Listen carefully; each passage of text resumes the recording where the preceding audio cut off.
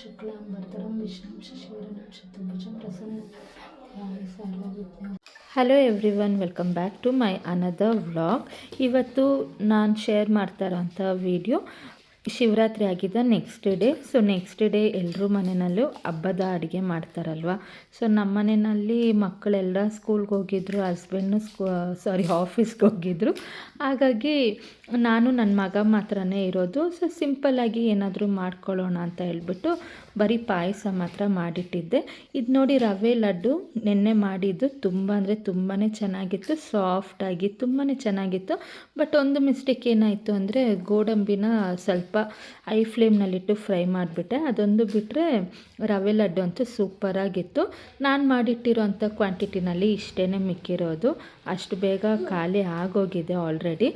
ಅದಾದ ನಂತರ ಸರಿ ಪಾಯಸ ಮಾಡೋಣ ಅಂತ ದೇವರಿಗೆ ನೈವೇದ್ಯ, ನಾನು ಆಲ್ರೆಡಿ ಫಾಸ್ಟಿಂಗ್ ಇದ್ದೆ.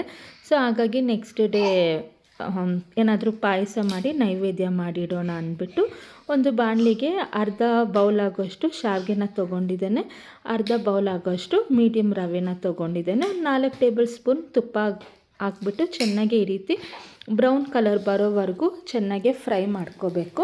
ಫ್ರೈ ಮಾಡಿದ ನಂತರ ಪಕ್ಕನೇ ನೀರಿಟ್ಟಿದ್ದೆ, ಚೆನ್ನಾಗಿ ನೀರು ಕುದೀತಾ ಇರೋವಂಥ ನೀರನ್ನ ಸೇರಿಸ್ತಾ ಇದ್ದೇನೆ. ಒಂದು ಬೌಲ್ಗೆ ಒಂದು 5 ಬೌಲ್ ಆಗುವಷ್ಟು ಬಿಸಿನೀರನ್ನ ಹಾಕ್ಕೊಂಡು ಲೋ ಫ್ಲೇಮ್ನಲ್ಲಿ ಚೆನ್ನಾಗಿ ರವೆನೂ ಶಾವಿಗೆ ಎರಡೂ ಬೇಯೋವರೆಗೂ ಬೇಯಿಸ್ತಾ ಇದ್ದೇನೆ. ಅದು ಚೆನ್ನಾಗಿ ಬೇಯೋ ಟೈಮ್ನಲ್ಲಿ ನಾನಿಲ್ಲಿ ಕಾಯಿ ಹಾಲನ್ನ ಸಹ ತೊಗೊಂಡಿದ್ದೇನೆ. ಅಂದರೆ ಒಂದು ತೆಂಗಿನಕಾಯಿ ಇರುತ್ತೆ ಅಲ್ವಾ, ಆ ತೆಂಗಿನಕಾಯಿನ ಚೆನ್ನಾಗಿ ತುರಿದಿಟ್ಬಿಟ್ಟು ಮಿಕ್ಸಿಗೆ ಹಾಕ್ಕೊಂಡು ಅದರಲ್ಲಿ ಕಾಯಿ ಹಾಲನ್ನ ತೊಗೊಂಡಿದ್ದೇನೆ.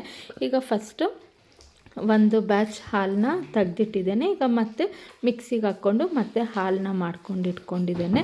ನಾನಿಲ್ಲಿ ಮಾಡ್ತಾ ಇರೋದು ರವೆ ಬೆಲ್ಲದ ಪಾಯಸ. ತುಂಬ ಅಂದರೆ ತುಂಬಾ ಚೆನ್ನಾಗಿರುತ್ತೆ. ಶಾವಿಗೆ ಹಾಕೋದು ನನಗೆ ಗೊತ್ತಿರಲಿಲ್ಲ, ಇದು ನನ್ನ ಒಂದು ಫ್ರೆಂಡ್ ಹೇಳ್ಕೊಟ್ಟಿರೋದು. ತುಂಬ ಅಂದರೆ ತುಂಬಾ ಚೆನ್ನಾಗಿರುತ್ತೆ ಶಾವಿಗೆ ಮತ್ತು ರವೆ ಹಾಕಿ ಮಾಡೋದು.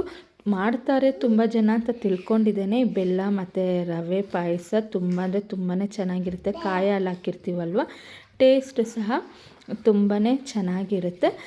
ಚೆನ್ನಾಗಿ ರವೆ ಎಲ್ಲ ಬೆಂದಾದಮೇಲೆ ನಾನಿಲ್ಲಿ ಕಾಯಿ ಹಾಲನ್ನ ತೊಗೊಂಡಿದ್ದೇನೆ. ಅಂದರೆ ಸುಮಾರಾಗಿ ಒಂದು 2 ಗ್ಲಾಸ್ ಆಗೋಷ್ಟು ಕಾಯಿ ಹಾಲು ಚೆನ್ನಾಗಿ ಕುದೀತಾ ಇದೆಯಲ್ಲ, ಈ ಸಮಯದಲ್ಲಿ ನಾನು ಬೆಲ್ಲನ ತೊಗೊಂಡಿದ್ದೇನೆ. ಅಂದರೆ ಒಂದು ಕಪ್ಪು ರವೆ ಮತ್ತು ಶಾವಿಗೆಗೆ ಇಲ್ಲಿ 1.5 ಕಪ್ ಆಗೋಷ್ಟು ಬೆಲ್ಲನ ತೊಗೊಂಡಿದ್ದೇನೆ.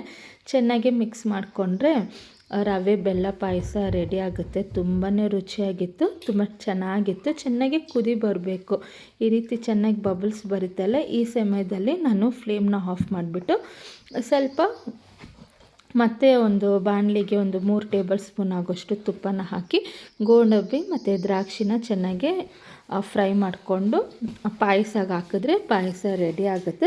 ಒಂದು ಅರ್ಧ ಟೇಬಲ್ ಸ್ಪೂನ್ ಆಗೋಷ್ಟು ಏಲಕ್ಕಿ ಪೌಡರ್ನ ಸಹ ಹಾಕ್ಕೊಂಡು ಚೆನ್ನಾಗಿ ಮಿಕ್ಸ್ ಮಾಡ್ಕೊಳ್ತಾ ಇದ್ದೇನೆ. ಅಷ್ಟೇ ನೋಡಿ, ಸೂಪರಾಗಿರೋಂಥ ಸೂಪರ್ ಟೇಸ್ಟಿಯಾಗಿರೋಂಥ ಶಾವಿಗೆ ಮತ್ತು ರವೆ ಬೆಲ್ಲದ ಪಾಯಸ ರೆಡಿ ಆಯಿತು. ತುಂಬ ಅಂದರೆ ತುಂಬಾ ಚೆನ್ನಾಗಿತ್ತು. ತುಂಬ ಸಿಂಪಲ್ಲಾಗೂ ಮಾಡ್ಬೋದು. ಈಗ ತುಂಬ ಲಿಕ್ವಿಡ್ ಕನ್ಸಿಸ್ಟೆನ್ಸಿ ಇದೆ ಅಲ್ವ, ಸ್ವಲ್ಪ ತಣ್ಣಗಾದ್ಮೇಲೆ ಸ್ವಲ್ಪ ಗಟ್ಟಿ ಆಗುತ್ತೆ. ಈ ಗಟ್ಟಿ ಆಗುತ್ತಲ್ವ, ಈ ಸಮಯದಲ್ಲಿ ಬೇಕಿದ್ರೆ ನೀವು ಇನ್ನೂ ಸ್ವಲ್ಪ ಕಾಯಿ ಹಾಲನ್ನ ಸಹ ಸೇರಿಸ್ಕೋಬೋದು. ಸೊ ನನಗೆ ಪರ್ಫೆಕ್ಟ್ ಕನ್ಸಿಸ್ಟೆನ್ಸಿ ಇತ್ತು, ತುಂಬಾ ಚೆನ್ನಾಗಿತ್ತು. ಆಮೇಲೆ ನಾನು ನನ್ನ ಮಗ ಮಾತ್ರನೇ ದೇವ್ರ ಹತ್ರ ಇಟ್ಬಿಟ್ಟು ಪೂಜೆ ಮಾಡ್ತಿದ್ದೀವಿ. ಬೆಳಿಗ್ಗೆ ಮಕ್ಕಳೆಲ್ಲ ಸ್ಕೂಲ್ಗೆ ಹೋಗಿದ್ರು. ಬೆಳಿಗ್ಗೆ ಟಿಫನ್ಗೆ ನಾನು ಇಡ್ಲಿ ಮಾಡಿದ್ದೆ. ಸೊ ಹಾಗಾಗಿ ನನ್ನ ಮಗನಿಗೂ ಇಡ್ಲಿ ಕೊಟ್ಬಿಟ್ಟು ಇನ್ನೇನು ನಾವು ಬೆಲ್ಲ ಪಾಯಸ ಮಾಡಿದ್ರು ಅಲ್ವ, ಅದನ್ನ ನಾನು ಫಸ್ಟು ತಿಂದ್ಕೊಂಡು ಇನ್ನೇನು ಒಂದು ಮಕ್ಕಳು ಬರೋ ಟೈಮ್ನಲ್ಲಿ ಒಂದು ಸಿಂಪಲ್ ರೆಸಿಪಿ ಮಾಡೋಣ ಅಂತ ಮಾಡ್ತಾಯಿದ್ದೇನೆ. ಬೆಳಿಗ್ಗೆ ಇಡ್ಲಿ ಮಾಡಿದ್ದೆ ಅಲ್ವ, ಇಡ್ಲಿದು ಹಿಟ್ಟು ಮಿಕ್ಕೋಗಿತ್ತು ಸ್ವಲ್ಪ, ಅದು ಸ್ವಲ್ಪ ಹುಳಿ ಬರಲಿ ಅಂತ ಆಚೆನೇ ಎತ್ತಿಟ್ಟಿದ್ದೆ. ಅದಕ್ಕೇ 2 ಟೇಬಲ್ ಸ್ಪೂನ್ ಆಗೋಷ್ಟು ಮೈದಾ ಹಿಟ್ಟನ್ನ ತೊಗೊಂಡಿದ್ದೇನೆ. ಒಂದು ಈರುಳ್ಳಿ, ಹಸಿಮೆಣ್ಸಿನ್ಕಾಯಿ ಸ್ವಲ್ಪ, ಕರಿಬೇವಿನ ಎಲೆ ಸ್ವಲ್ಪ, ಒಂದು ಚಿಟಿಕೆ ಆಗೋಷ್ಟು ಉಪ್ಪು, ಅರ್ಧ ಟೇಬಲ್ ಸ್ಪೂನ್ ಆಗೋಷ್ಟು ಜೀರಿಗೆನ ಹಾಕ್ಕೊಂಡಿದ್ದೇನೆ. ಆಮೇಲೆ ಒಂದು ಸ್ವಲ್ಪ ಚಿಟಿಕೆ ಆಗೋಷ್ಟು ಸೋಡಾನ ಸಹ ಸೇರಿಸ್ಕೊಂಡು ನೀರನ್ನ ಸೇರಿಸ್ತಾ ಇದ್ದೇನೆ. ನಾನು ಯೂಶ್ವಲಿ ಇಡ್ಲಿ ಮಾಡೋದಕ್ಕೆ ಸೋಡಾ ಬಳಸಲ್ಲ, ಬಟ್ ಈ ರೀತಿ ಸ್ನ್ಯಾಕ್ಸ್ ಏನೋ ಮಾಡಬೇಕಂದ್ರೆ ಒಂದು ಚಿಟಿಕೆ ಸೋಡಾ ಹಾಕಿದ್ರೇ ಅದು ಚೆನ್ನಾಗಿರುತ್ತೆ ಅಂತ ಸೋಡಾನ ಹಾಕ್ಕೊಂಡು ಚೆನ್ನಾಗಿ ಮಿಕ್ಸ್ ಮಾಡ್ತಾ ಇದ್ದೇನೆ. ಅಷ್ಟರಲ್ಲಿ ಎಣ್ಣೆನ ಸಹ ಕಾಯೋದಕ್ಕಿಟ್ಟಿದ್ದೆ. ಈಗ ನಾನು ಮಿಶ್ರಣನ ಹಾಕ್ತಾಯಿದ್ದೇನೆ. ಇದನ್ನು ಅಷ್ಟೇ ಪರ್ಫೆಕ್ಟ್ ಸ್ನ್ಯಾಕ್ಸ್ ಅಂತಲೇ ಹೇಳ್ಬೋದು. ತುಂಬ ಅಂದರೆ ತುಂಬಾ ರುಚಿಯಾಗಿರುತ್ತೆ. ನಮ್ಮ ಮನೆಯಲ್ಲಿ ಇಡ್ಲಿ ಅಥವಾ ದೋಸೆ ಹಿಟ್ಟು ಮಿಕ್ಕಿದ್ರೆ ಈ ಸ್ನ್ಯಾಕ್ಸ್ ಖಂಡಿತವಾಗ್ಲೂ ಮಾಡ್ತೀನಿ. ತುಂಬ ಕ್ರಿಸ್ಪಿಯಾಗಿರುತ್ತೆ, ಔಟರ್ ಲೇಯರೆಲ್ಲ ಕ್ರಿಸ್ಪಿಯಾಗಿರುತ್ತೆ, ಒಳಗಡೆ ಸಾಫ್ಟಾಗಿರುತ್ತೆ, ಸ್ವಲ್ಪ ಹುಳಿನೂ ಇರುತ್ತೆ, ಚೆನ್ನಾಗಿರುತ್ತೆ. ನೀವು ಟ್ರೈ ಮಾಡಿ ನೋಡಿ, ತುಂಬ ಅಂದರೆ ತುಂಬಾ ಚೆನ್ನಾಗಿರುತ್ತೆ. ಜಸ್ಟ್ ಸ್ವಲ್ಪ ಹಿಟ್ಟಿನಲ್ಲೇ ನೋಡಿ ಎಷ್ಟೊಂದು ಸ್ನ್ಯಾಕ್ಸ್ ಆಗಿದೆ. ಮಕ್ಕಳು ಸ್ಕೂಲಿಂದ ಬರ್ತಾರೆ ಅಲ್ವಾ, ಹಾಗಾಗಿ ಬೆಲ್ಲ ಪಾಯಸ ಮಾಡಿದ್ದೆ ಅಲ್ವಾ, ಪಾಯಸ ಜೊತೆಗೆ ಈ ರೀತಿ ಒಂದು ಬೋಂಡ ಥರ ಮಾಡಿಕೊಟ್ರೆ ಚೆನ್ನಾಗಿರುತ್ತೆ. ಸೊ ಅವರು ಎಂಜಾಯ್ ಮಾಡಿದ್ರು ತಿಂದು. ಹಾಗೆ ನನಗೂ ತುಂಬಾ ಇಷ್ಟ ಈ ರೆಸಿಪಿ, ಹಾಗಾಗಿ ಈ ರೆಸಿಪಿ ನಿಮ್ಮ ಜೊತೆನೂ ಶೇರ್ ಮಾಡ್ತಾಯಿದ್ದೇನೆ. ನೋಡಿ ಎಷ್ಟು ಚೆನ್ನಾಗಿದೆ ಅಂತ.